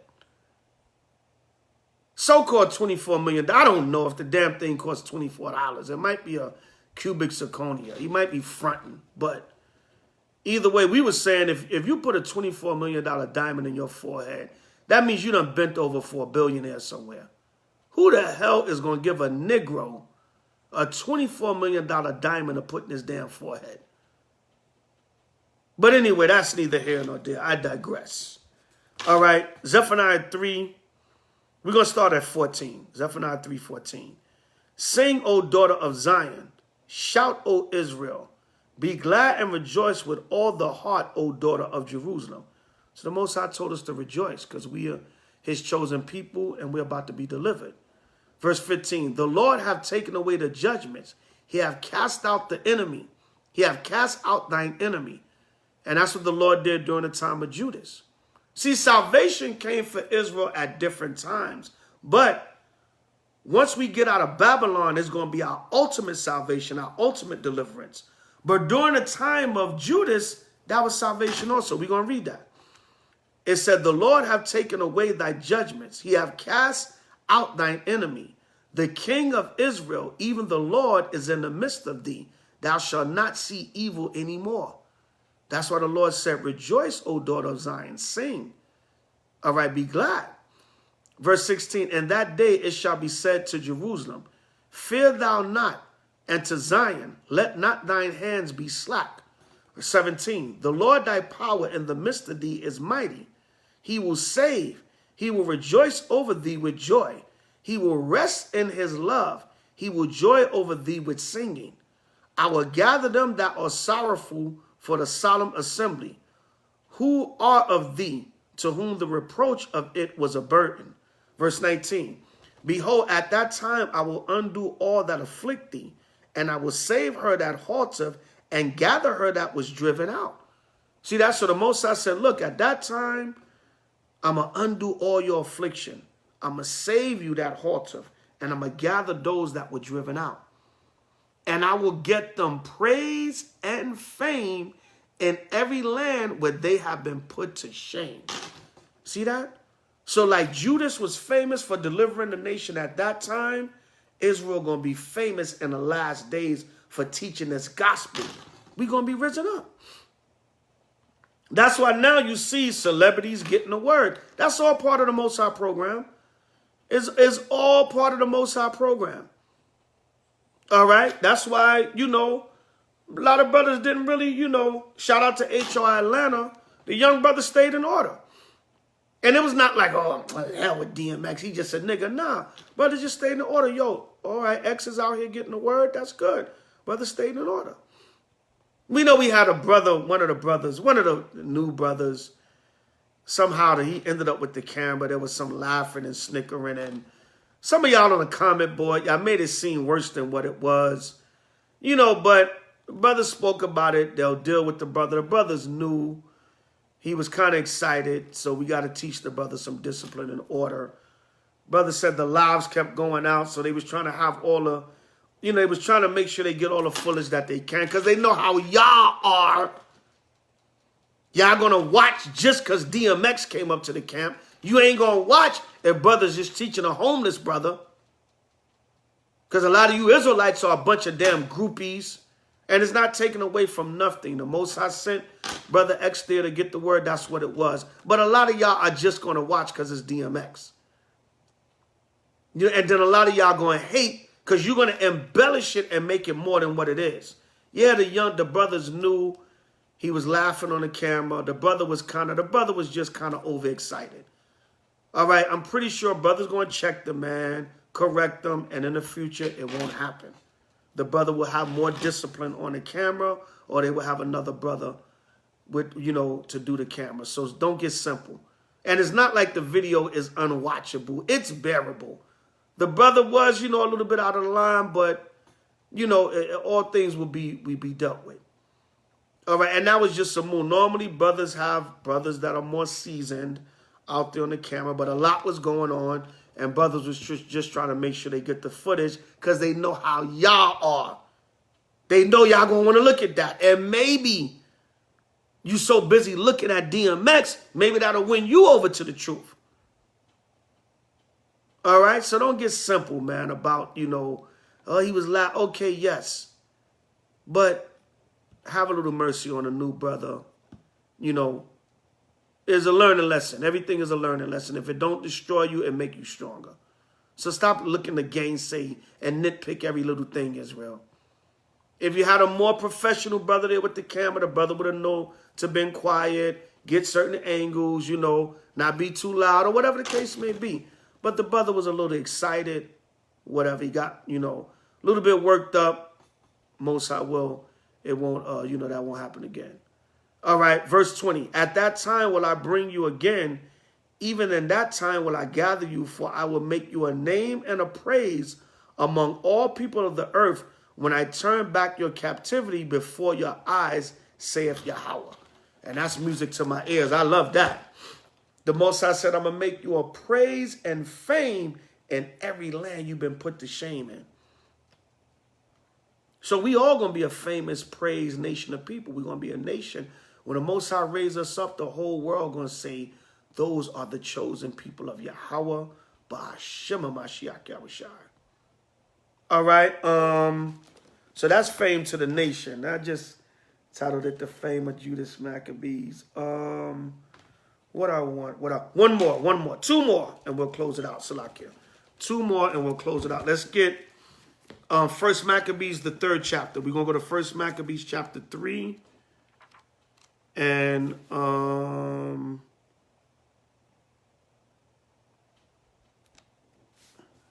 we're going to start at 1. We're going to start at 1. Okay, yeah, we're going to start at 1.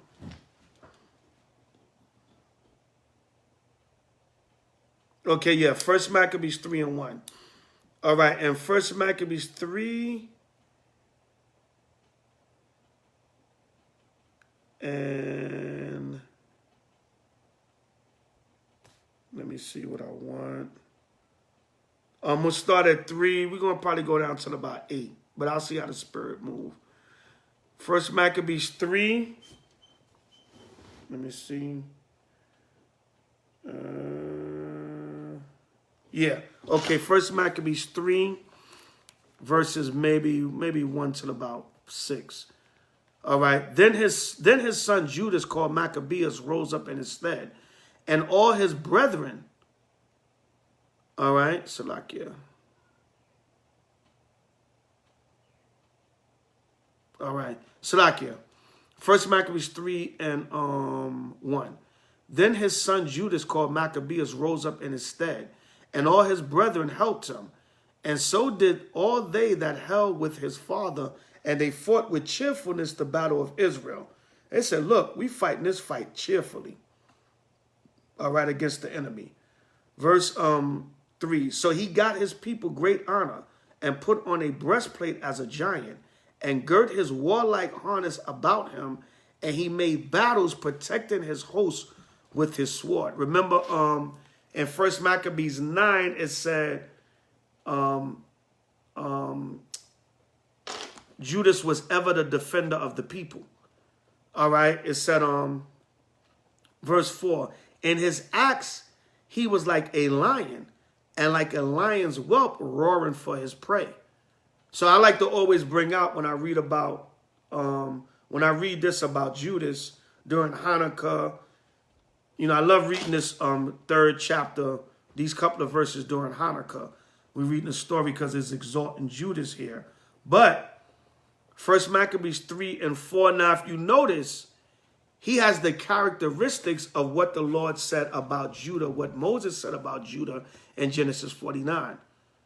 All right, Genesis 49, 8 to 12. You can link up with First Maccabees 3 and 4, because the actual son Judah, the Most High said what? He was going to be like a young lion. Who shall rouse him up like a lion's whelp roaring for the prey? Hence, what are we That's why I was going back to Judas and the Black Messiah. Judas Maccabees was what? Verse 4, in his acts, he was like a lion and like a lion's whelp roaring for his prey. What is the characteristic that the Lord gave the actual tribe of Judah? They would be like a lion's whelp. So he's a Levite whose name is Judah, and the Most High actually gave him the same characteristics as the tribe of Judah. And then you come out with a movie in the month of February, so-called Black History Month, Judas and the Black Messiah. It's all subliminal messages, Israel. Now, don't get simple, all right, and say the elder's bugging out. He going too far. He trying to look too deep into it. But inquiring minds want to know. Things that make you go, all right? Don't get at me, Israel, all right? First Maccabees 3 and 5. For he pursued the wicked and sought them out and burnt up those that vexed his people. Whereupon the wicked shrunk for fear of him, and all the workers of iniquity were troubled because salvation prospered in his hand. That's the part I love to read. Salvation comes on different levels. Salvation is deliverance from affliction. Salvation is a state of peace, a state of rulership, a state of security in Yahweh and Yahweh Shai. Salvation is not dying and going to heaven like the Christians tell you. No. Salvation is upliftment from affliction when the Most High puts you in a position where you can prosper. Salvation is right here on earth. Not I died and go to heaven. See, that's my salvation. No. Like these Christians. Verse 7, he grieved also many kings and made Jacob glad with his acts, and his memorial is blessed forever. All right, so it said he grieved also many kings and made Jacob glad with his acts, and his memorial is blessed forever. All right, so we're reading about the fame of Judas Maccabees. Now we're going to jump to 25 and 26. Then began the fear of Judas and his brethren. So then began the fear of Judas and his brethren, all right, and an exceeding great dread to fall upon the nations round about them, inasmuch as his fame came unto the king, and all nations talk of the battles of Judas. See that? So the fame of Judas Maccabees, that was a subtopic of this day of Nicanor's destruction and day of Judas Maccabees. The fame of Judas Maccabees. He became famous for his acts in defending Jacob and his wars. All right, let's go to 1 Maccabees 8 and 1 now. 1 Maccabees 8 and 1 to link with 1 Maccabees 3, 25 and 26. And it reads thus and so. Now Judas had heard of the fame of the Romans, that they were mighty and valiant men, and such as would lovingly accept all that joined themselves unto them, and make a leave of amity with all that came unto them. So Judas also heard of the fame of the Romans. All right, because the Romans had a fierce army. All right, the Romans had a fierce army. It said our army was like iron, or something like that. I'm paraphrasing, but yeah, it said it compared the Roman army to iron. All right, but right here, Judas heard of the fame of the Romans because they were valiant men. 1 Maccabees, the 9th chapter, verses 19 and 22. What is it? It calls Judas a valiant man or a brave man. A valiant means brave or courageous. All right, so right here, Judas, you know, how did Jake say in the street? Real recognize real. All right, even though the Romans was a bunch of damn faggots and freaks, but they were mighty warriors. So Judas heard of their fame because he was fighting the Greeks, but he heard of the fame of the mighty army of the Romans. He heard their fame that they were valiant men. All right, but now it says 1 Maccabees 8 and 1, and back to 1 Maccabees 3, 25 and 26. Then began a fear of Judas and his brethren, and an exceeding great dread to fall upon the nations round about them, insomuch as his fame came unto the king, and all nations talk of the battles of Judas. So Judas was a famous warrior and known and renowned for his battles against the heathen.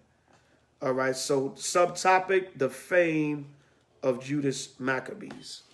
All right, the fame of Judas Maccabees. And that was First Maccabees 3, 25 and 26 with First Maccabees 8 and 1. All right, everybody got that link up. Put Con 777 on the comments. And you can also technically go First Maccabees 3. All right. You can really go from 3, 1 to 9.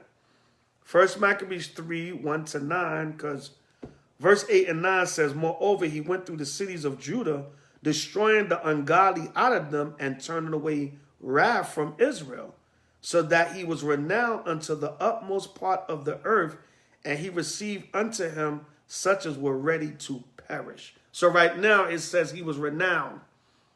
Renowned is another word for famous. All right, so you technically can do First Maccabees 3, 1 to 9, and then First Maccabees 3, 1 to 9, then verse 25 and 26 with First Maccabees, the 8th chapter and the 1st verse. All right, you can link that up, because like Judas was known and famous amongst the kings for being a warrior, he also heard of the fame of the Romans and how mighty their army was. Real recognized real, even though they were damn Edomites. But if you was a warrior, you was a warrior. You know, Judas heard about them too, like, yo, the Romans ain't no joke either. Like, you know, I ain't no joke. But then remember, even Judas, you know, he got put to death. The mightiest warrior, you can still die in battle. I seen that in the street all the time, on the street level. Toughest, mightiest killers, man. Cats had their whole neighborhood on lock. Dude's scared of them. But dude might come through. I don't care about none of that. I got beef with this dude. This dude did such and such. I'm going to get him. I don't care how many, you know, he might be fierce, but it'd be that one dude that could catch you out there slipping. So the Most High always got somebody for you. You ain't, even a white man. Esau think he's so tough and rough and rule the earth. He does. But the Most High going to take him out. All right, by Shema Mashiach Yahushua. So any questions or comments, Israel? If not, we know it's late. See, I like doing these lessons late. I don't get no demons, no scoffers, no gainsayers. Even though the demons, scoffers, and gainsayers don't sleep. But when you do these late night lessons, you hardly get any backlash. Everybody's sleeping, especially on a weeknight. All right, it's more peaceful. All right, you ain't got to try to block nobody making no crazy comments. So that's it. I know it's late. I hope y'all got edified. I'm going to get my Frank and Myrrh going, and we're going to pray out. All praise to Yahweh by Shema. All praise to Yahweh by Shema Mashiach Yahushua. Khan, okay, sis. All right, let me get some incense going, and then we could close out in prayer. Kwame Shalom.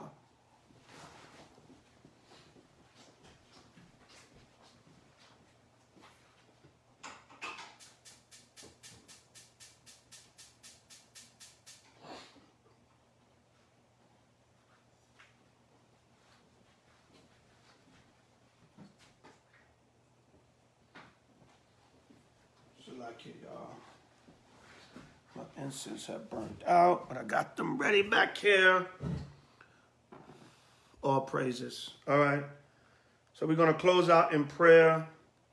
Hope y'all enjoyed the lesson. If y'all learned one thing tonight from this feast of Judas Maccabees, then I've done my job. And listen, y'all, keep these feasts. When we give y'all out the calendars and stuff, even if you don't come amongst the body and gather, normally when we post the feast day calendars, we post the scriptures that go with that feast day. Read those scriptures, read the story, pray, eat, drink, and be merry, even if you just celebrate at home. But keep these feast days, Israel, okay? I just did the lesson late for y'all tonight so y'all can know we'll be celebrating. But, you know, me and my family got into it earlier at sundown. All right. Salakia. All right. But hope y'all got edified by this lesson. Y'all can watch it the rest of tonight. Those of y'all that wake up, and you can watch it throughout the day tomorrow. Because, you know, it's still a 3-day season of Day of Judas Maccabees and the 2 days of Purim. Kwame Ashada. All right, so. All right, I don't want to blow it too loud. My children's sleeping already. All right, Imagine Wapanya Yerushalayim, stand and face Jerusalem or the east for closing prayer. All right, Salakia. Oh, Salakia. All right, closing prayer. Lord's Prayer and the Four Corners and the blessing of the Day of Judas Maccabees. Hallelujah, hallelujah, hallelujah. Yahweh, Ba'ashem, HaMashiach, Yahweh Shai, Baba Kushah, Shemai, Palalium, hallelujah. Abanawa, Shabashamayim, Kodash, Hayah, Shemka, Yahweh, Malakwavka, Taba'a, Aratazaka, Hayah, Aisha, Barataza, Kawa, Hayah, Bashamayim, Natalanawa, Lacham, Ko, Yawam, Kasalaknawa, Kabawafinawa, Kasalaknawa, Kabawafinawa, Wala'a, Tabiainawa, Banasaya 1, Abal, Habishainawa, Man, Ra, Kaya, Laka, Hamalakwaf, Wa Allah, Wa Ta Paraf, La Walamyum, Amen. Hallelujah, hallelujah, hallelujah. Blessed O Most High Yahweh, Ba'ashem Mashiach Yahushai. Our Father Yahweh, which art in heaven, Salakia, hallowed be thy name, thy kingdom come, thy will be done on earth as it is in heaven. Give us this day our daily bread, and forgive us our debts as we forgive our debtors. And lead us not into temptation, but deliver us from evil. For thine is the kingdom, and the power, and the glory forever. Ba'ashem Mashiach Yahushai, the water Amen.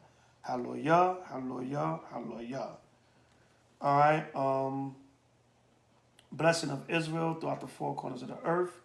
Yahweh, Ba'ashem, HaMashiach, Yahweh Shai, Barak Nawa, Wa'isha'ala, Wahabi Asapayim, Shemai, Yasharallah, Yahweh, Allah Hayanawa, Yahweh, Achad, Shemai, Yasharallah, Yahweh, Allah Hayanawa, Yahweh, Achad, Shemai, Yasharallah, Yahweh, Allah Hayanawa, Yahweh, Achad, Shemai, Yasharallah, Yahweh, Allah Hayanawa, Yahweh, Achad. Hear, O Israel, Yahweh, power, Yahweh is one. Hallelujah, hallelujah, hallelujah. Deuteronomy 6, verse 4, Credo of Israel. Hallelujah. All right, blessing of the day of Judas Maccabees. Yahweh, Ba'ashem, HaMashiach, Yahweh Shai, Baba Kushah, Barak, Nawa, Yawam, Yahweh, Makwabaf, Salakia. Had a brain freeze. Salakia. Yahweh, Ba'ashem, HaMashiach, Yahweh Shai, Baba Kushah, Barak, Nawa, Yawam, Yahweh, Makwabaf, Baba Kushah, Barak, Nawa, Rum, Yawam, Baba Kushah, Ba'ashem, HaMashiach, Yahweh Shai, the water, Tamyad, Iwalam, Amen. Blessed O Most High Yahweh, Ba'ashem, Mashiach, Yahweh Shai. Thank you for the day of Judas Maccabees / the destruction of Nicanor day. Thank you, Most High, for this feast day, this day of celebration. Thank you for defeating our enemies by the mighty hand of our brother, Judas Maccabees. And thank you for letting us remember this day. Ba'ashem, Mashiach, Yahweh Shai. Let us keep all our feast days in peace and holiness, Most High. The water, Tamyad, Iwalam. Amen. Hallelujah, hallelujah, hallelujah. Yahweh, Ba'ashem, Hamashiach, Yahushai, Barak, Ma'akol, Washita.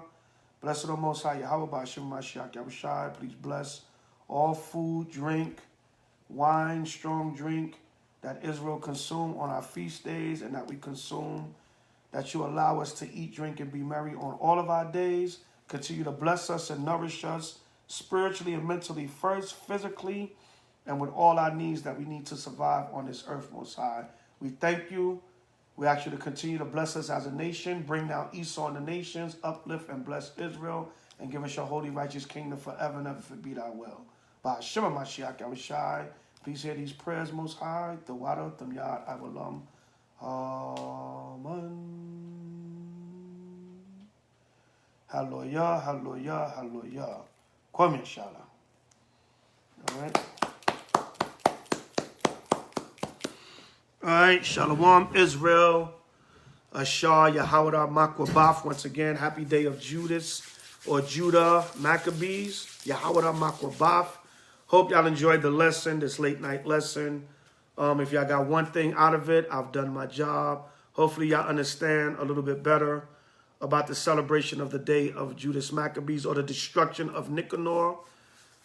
Eat, drink, be merry. It is a feast day. It's a day of celebration to commemorate the destruction and the death of one of our enemies that hated Israel and the exaltation of one of our great brothers, Judas Maccabees, that defended the nation. All right, so tomorrow sundown is the opening of Purim, day 1. Wednesday sundown is the closing of Purim, day 2. So yes, it is 3 feast days in a row, and celebrate all 3 of them as much as you can. The next feast day after these 3 days will be March 12th, Happy New Year. March 12th at even, Happy New Year, March 12th at even. The Passover is Friday, March 26th at even. Yes, it's kind of early this year. It's a little bit, you know, the season is still there, but it's a little bit early this year, but we still keep it, all right? March 26th at even, Passover, all right? The closing of the Passover will be Thursday, April 1st. Thursday, April 1st, 2021 at even.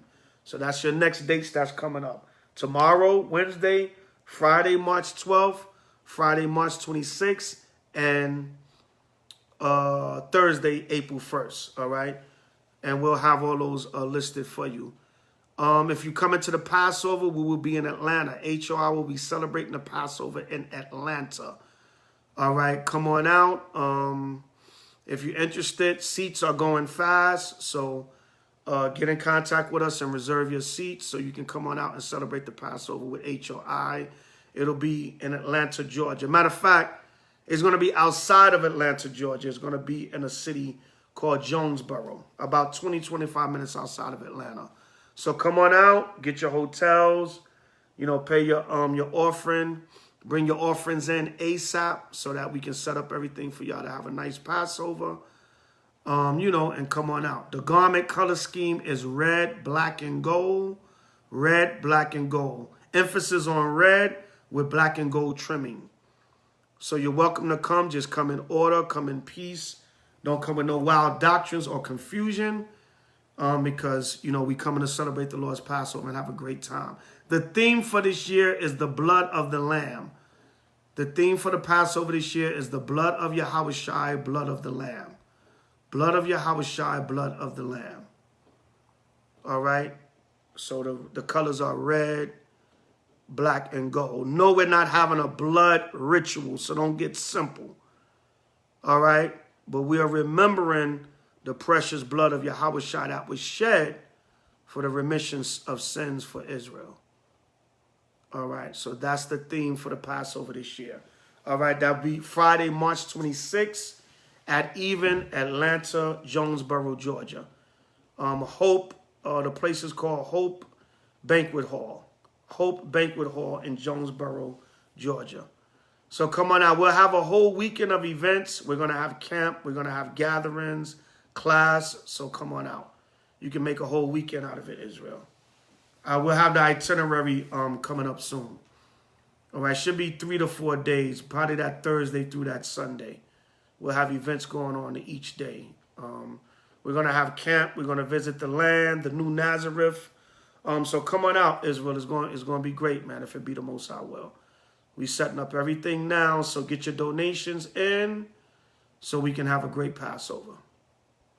All right? All praises to Yahweh and Yahweh Shai. So that's about it. Contact us, houseofisraelnyc@gmail.com. House of Israel NYC, one word, @gmail.com. If you want to make donations, Cash App, Shaquall, S as in Sam, H as in hat, A as in apple, Q as in quiet, A as in apple, L as in light, 777-777, $ Shaquall 777, $ S as in Sam, A as in apple, Q as in quiet, A as in apple, L as in light, 777. All right, on Cash App. PayPal is under the email inac747@yahoo.com. I as in instinct, N as in Nancy, A as in apple, K as in karate, 747 like the plane, @yahoo.com. On PayPal if you want to donate through Cash App or PayPal. We also still have the GoFundMe, gofundme.com. House of Israel Traveling and Building Fund. We still have that going also. So support your nation and the House of Israel. And once again, happy day of Judas Maccabees. Happy day of the destruction of Nicanor 2021. Hope y'all enjoyed the lesson. If y'all learned one thing tonight, I've done my job. All praises to Yahweh and Yahweh Shai. Any questions or comments? I give y'all a second or two to type in any questions or comments. I'm looking out for them. Excuse me, y'all. I'm just getting back from the East Coast. That weather was a beast. Between Chicago, New York, Detroit, Philly, Jersey. I was a little bit of everywhere on the East Coast. That weather was a beast. So, you know, but I'm feeling much better now. Any questions or comments, Israel? Yes, no, maybe so.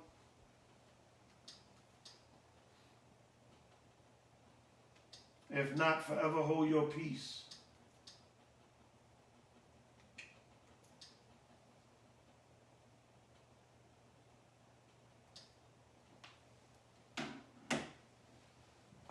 All right, no questions or comments.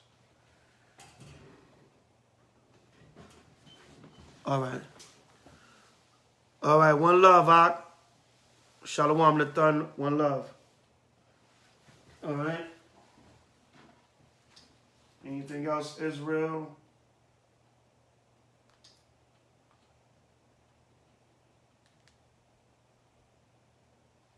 All right. So with that, we'll close out. All praise to Yahweh by Shema Mashiach Yahushai, Kwame Shalom. We still got next. Hallelujah. Forever and ever. Amen. HOI to the chariots fly. Pre-Sabak. Salakia. I don't know what I'm doing with this closing greeting. Pre-Sabak. HOI to the chariots fly. All praises to Yahweh by Shema Mashiach Yahushai. Forever and ever. Amen. Kwame Shalom. We still got next. HOI pull-up boys. Bring it out. All the camps in Yahweh and Yahweh Shai throughout the four corners of the earth. Hallelujah. Ashar, Yawam, Yahweh Maccabees. Happy day of Judas Maccabees again. / destruction of Nicanor. Day of Nicanor's death. All praises to Yahweh and Yahweh Shai forever and ever. Amen. Shalom.